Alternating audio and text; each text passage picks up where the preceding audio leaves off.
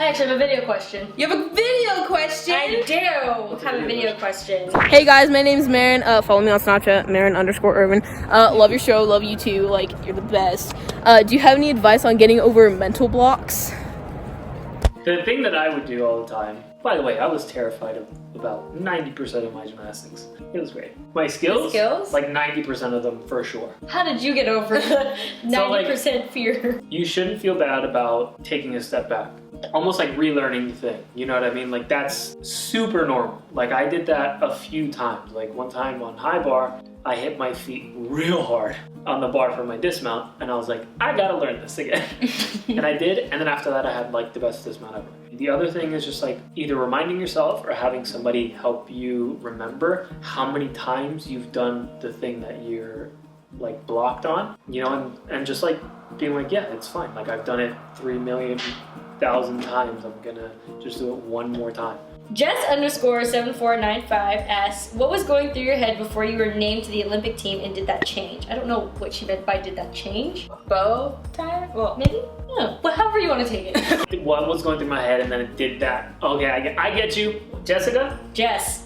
I get you, Jess. _7495. So in 2012, I was an arrogant little, can I curse? No. I was an arrogant little poop head.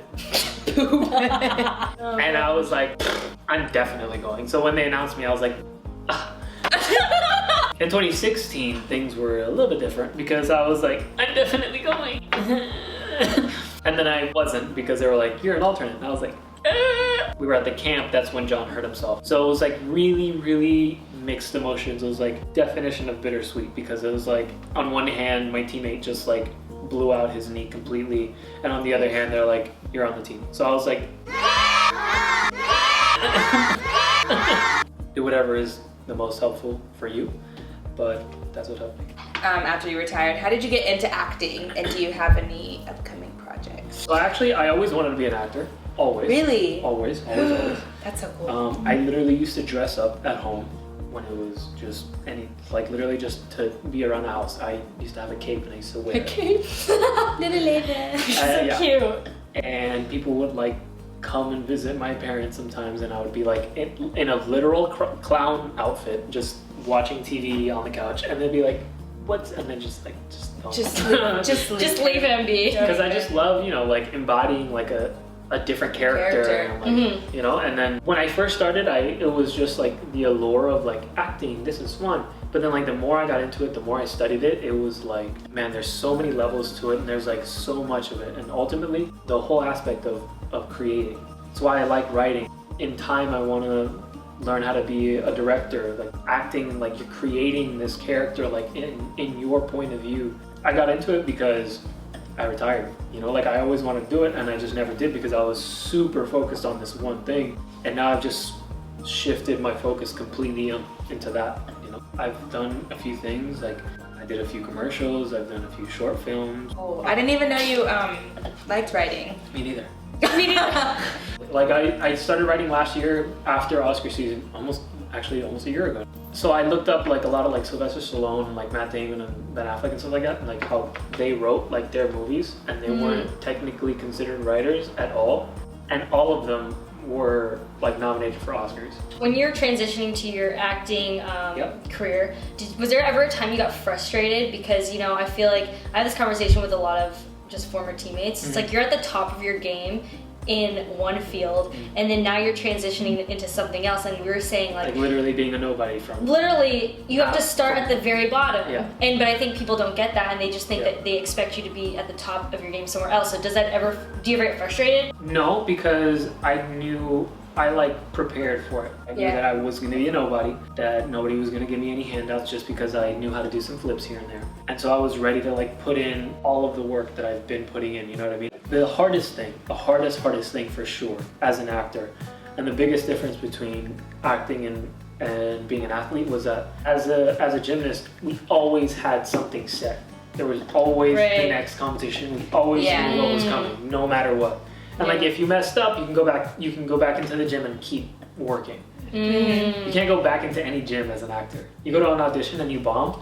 Like you don't even know when the next one's coming. Yeah, it's coming, but like you don't know when. So you're like, which is actually one of the things that kind of caused the whole depression initially after I lost that one job, because it was like I hadn't gotten anything, and I was like, I finally got something, and then it like went away, and I was like, oh. I feel also other people on the outside expect the transition to be immediate too. So it's like, oh, what are you doing now? Oh my god. You haven't got anything? Like, what are you doing now? Yeah. A lot of times I've had people come up to me and be like, oh, what are you doing now? I'm sure you get that all the time too. Oh yeah. It's almost like you have to believe in yourself so much more after your sport, which is weird because you feel like you deserve that belief from other people. It's actually you proving to yourself to love yourself more, because and to block the outside noise, because now it's a new transition. You're on a new path that you literally have to start at the bottom somewhere. Like gymnastics took 20 years to master. It's gonna take a while. Even me acting or like this YouTube stuff and just everything, like it's like real talk. It is a slow process and nothing happens overnight. It's all about resiliency. Yeah. It's all about consistency and resilience. Like Consistency. That's it.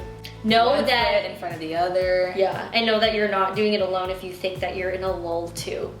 You have 3 people who are experiencing lulls. Now, after like 3 and a bit years of me like basically like nonstop trying to like work towards acting, a few months ago I finally got signed with like a really good manager. Like I got an agent, which, you know, like that's a really big deal as well. You know, I've been getting like an insane amount of auditions in comparison. Like literally in the past like 2-3 months, I've gotten more auditions than I had in the past like 3 years. That's awesome. And now you feel like it's like boom, boom, boom. Yeah, and like, just, like kind of things are just about to happen. You know, like I had this like Nike commercial, and I got kind of like booked it because like you get like on a veil, which like technically they're like, oh yeah, we want him.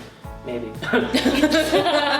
Getting there, like I know that it's like about to happen, you know what I mean? That's like, that makes me even more motivated for sure. You have to go through the dip to come back up, and now you're like, well, now I'm signed and I'm getting these gigs, and yeah, for real. like there's some roles that I was like, that could be Danell, like on the. Oh, I know. And it's not in just Aladdin, like in Jafar? Aladdin, Jafar. Guys.